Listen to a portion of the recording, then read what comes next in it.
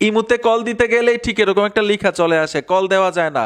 ইমু নাম্বার থাকা সত্ত্বেও আপনি ইমুতে তারে কল দিতে পারতেছেন না। ঠিক এরকম আপনাকেও কিন্তু অনেকে ইমুতে কল দিতে পারতেছে না, এরকম একটা লেখা চলে আসে। এটার সমাধান কি আসেন শিখে আসি। আমি স্ক্রিনে চলে আসলাম। ইমো নাম্বারটা থাকা সত্ত্বেও আপনি ওনাকে ইমুতে কল দিতে পারতেছেন না, ঠিক এরকম একটা লেখা চলে আসে। এটার সমাধান কি?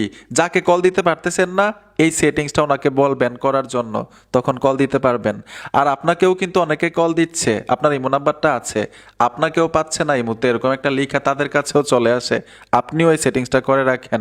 তো ইমুতে চলে আসবেন, ইমুতে আসার পরে প্লাস আইকনে ট্যাপ দিবেন, মোড়ে চলে আসবেন, এইখানে লেখা আছে সিকিউরিটি অ্যান্ড প্রাইভেসি, এই অপশনটাতে ট্যাপ দিবেন, নিচে চলে আসবেন, এইখানে লেখা আছে কল, এই কল অপশনটাতে টাচ করতে হবে।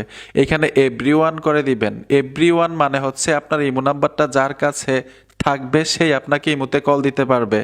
আপনিও ইমো নাম্বার যার পাবেন তাকে কল দিতে পারবেন, ওনায় যদি এই সেটিংসটা এভরিওয়ান করে রাখে। ঠিক আছে, এর জন্য অবশ্যই এভরিওয়ান করে রাখবেন। বন্ধুরা, ভিডিওটা দেখে যদি উপকার হয়ে থাকে অবশ্যই সাথে থাকবেন। দেখা হবে নতুন ভিডিওতে। আল্লাহ হাফেজ।